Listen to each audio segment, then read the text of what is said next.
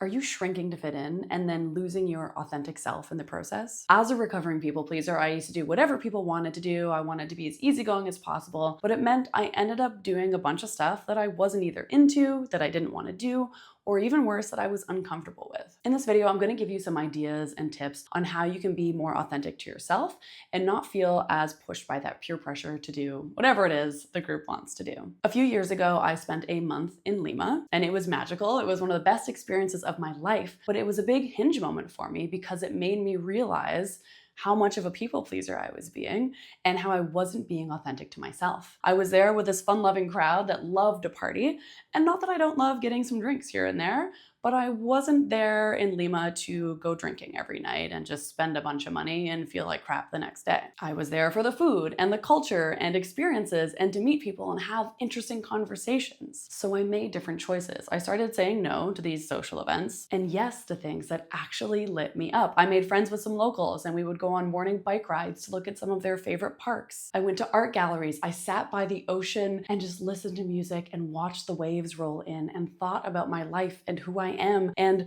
really started to get in touch with who Kat Jovi is, and it was so beautiful for me. It wasn't easy at first because there was a lot of peer pressure and there was a lot of, oh, you're being lame, but I just thought about what I really wanted, and these were new people that I had just met. I owed them nothing, and I could be whoever I wanted to be there. It changed everything. I ended up saving money. I made deeper connections with the people that I did hang out with because we were doing stuff that I love to do and that they love to do, and I felt more aligned with myself than possibly I ever had. I talk a lot about authenticity, and I think it comes up a lot more in society as well. But what I've learned is that when you dilute yourself or shrink yourself to make yourself more palatable to the masses or palatable to whoever is in front of you, then you lose that amazing magnetic essence of you that makes you you, that special piece of you, that special energy that only you have, that only you can give to the world. And so when you water yourself down, you're robbing the world and your connections of you. This could be how you speak. This could be the activities you do. This could be the hobbies you take up. This could be the jobs that you do. This could be the art that you make. And it makes me so sad, the idea of giving up those things to just water yourself down and fit in. I realized over this time that the desire to create a life that was truly authentic to me was one of the most exciting things I could possibly do. And it started to be a stronger pull than that fear of missing out or that fear of being criticized or left out of things. The people who were meant for me, my people that actually like the things that I'm into, showed up. And the people who weren't into those things slowly disappeared out of my life. I wasn't performing anymore. I was living this life of intention. I was making plans with, I was creating things that are important to me. And that brought such higher quality people into my life and people who are attuned more into the types of goals and types of hobbies and types of things that I love to do. And on account of it, for instance, I've had so many more deeper conversations and deeper connections with people because of it. I'm going to share with you 4 different tips that have helped me over the last while to really figure out who authentic Kat is, and hopefully they'll be helpful for you too. Start to notice when you're making choices out of fear, especially when it's fear of not being liked. I've started to really step back, and when I make a choice about something, when someone invites me to something, I really truly take a pause in my head or physically, or I say, let me get back to you, because I want to think, am I saying yes to this out of fear that they're not going to like me? Or am I saying yes to it because I actually want to go to this thing? And once I started checking in with myself and taking that time to be like, do I actually want to do this thing? Do I actually like this thing? Or am I just trying to be liked? It completely changed my life. My life ended up being more authentic to me because I wasn't just running around going to events and things that other people that I knew wanted to do. I started really intentionally making time for those activities that I love to do, that got me closer to my goals, that got me around the types of people I love hanging out with, and that inspired me. The second thing I started doing was I started asking myself, what do I actually want now? Not what do other people want, what do I want right now? So instead of thinking, what does my mom want? Or what do my friends want? Or what does my boss want? I try to think about, what do I want now? What is the right career path for me? Where is the right place for me to live? What are the right hobbies for me to have? What is the right thing for me to spend my time on in this moment? What do I want? What is going to get Kat closer to Kat's goals, not what would my mom hope I would do. And this was something that I used to worry about a lot. I used to really worry about her opinion because I respect and love her, but this is my life and I need to take control of that and make those decisions for me. The third thing is, and start small, because if you are a recovering people pleaser also, this is gonna feel icky. Start saying no.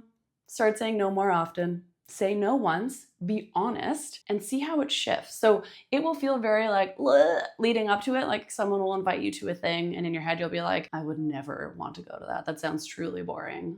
Say no. And be honest. Say, thank you so much for the invite. It actually doesn't really sound like something I'd be super into. I hope you have a great time. Why don't we try and do X instead? Or you can even just leave it at that. Thank you so much for the invite. It's not really my jam, but I hope you have a wonderful time. And you don't even have to say something following of that, like, oh, let's make a new plan. Just say no. And once you do that once, and then you do it again, and then you do it again, it gets easier and easier because you start taking that pause to think, what do I actually want? Do I actually want to go to this? And then you're surrounded also by people who actually know the real you, and they start to understand more what you're into, but they also know that you are going to be real with them. If you're not into that thing, you're going to tell them, and they're not going to feel bad finding out years later that you actually hate metal and you've been going to metal concerts with them for years, hating your life the whole time. Better to be authentic and honest with the humans in your life. And if people are upset by that, then they are not your people. And it's fine if they don't want to be in your life anymore, because you need to live your life. You are not some secondary character in their life. You are the main character of your own life. And the fourth thing that I like to do, and this is a very non-scary thing that you could do all by yourself, you could do it right now if you wanted, is journaling. So I have a couple prompts that I think could be helpful for you just to think over, to start to figure out what is authentic to me. Here they are. When do I feel most myself? What activities am I doing? Where am I? Who am I with? Write a list, write it out, free flow for as long as you can go with this. Just keep going until you really have a sense of that. And if you're not sure, you can start once a week. Each Saturday, take a few minutes and write down this week, when did I feel most myself? When did I feel most authentic? When did I feel most inspired? The second one that I like to think about is, what activities am I doing where I lose track of time? And lose track of time in the best way. You start doing something, for me, it would be making art, reading, deep conversation with a friend, even editing. I find that I can just suddenly 3 hours has passed and I'm like, oh dear God, I should eat, I should hydrate. What are those activities for you that you just get into flow and time melts away? Number 3, and this one was really important for me, who am I when nobody's watching me and when nobody's expecting anything from me? When you're just home alone by yourself, or in my case, when I was in Lima and I was there without anybody who knows me, who was I?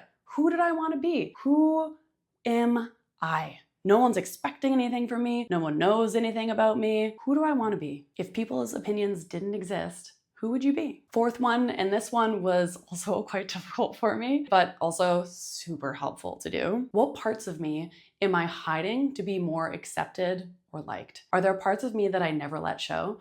Are there parts of me that I rarely let out, maybe just with 1 or 2 friends? What are those parts that I'm keeping hidden? And why am I keeping them hidden? And number 5, and I love this one, when was the last time that you felt truly alive? What were you doing? What were you doing where it just, everything felt like, oh, this is the most amazing thing ever?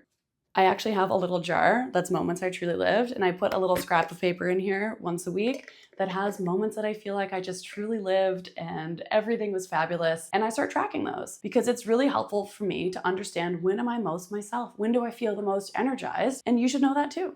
I hope you try out those journaling prompts. They were just beautiful for me. And I actually have them written down at the front of my journal. So every once in a while, I'll just go through them again to see how things have changed. I think once a year even is a great opportunity to see, are there new things that are lighting me up? Are there new hobbies that I love? Is there a piece of me that I'm now hiding from people? And why is that? And what is that? Just really dig into those things and understand and know myself more. All right, so staying vibrant or potent means that you're refusing to water yourself down just for the comfort of others or for approval. And I truly feel that this is not a selfish thing. This is a really powerful thing. This is you getting to know who you are and looking to connect with those people who are similar to you, looking to find those people that have that beautiful overlap and that really are your people. I would love you to comment down below one way that you're staying vibrant, one way that you're staying so true to yourself. What is something that you do just for you and nothing else? I would love to hear them, and maybe you'll inspire someone else. And if being authentic is something that you're really striving striving towards, or you're a recovering perfectionist or a recovering people pleaser, I have a Substack newsletter that comes out every 2 weeks called Authentically Yours, and it deals with topics like that. It's short and practical. I do an audio that has sort of 2 to 3 minutes of information, or you can just read it really quickly. I make it super scannable because it's for people like you who don't want to have their time wasted. They want the information. So I would love to see you there. Link is below. Have a fabulous rest of your day.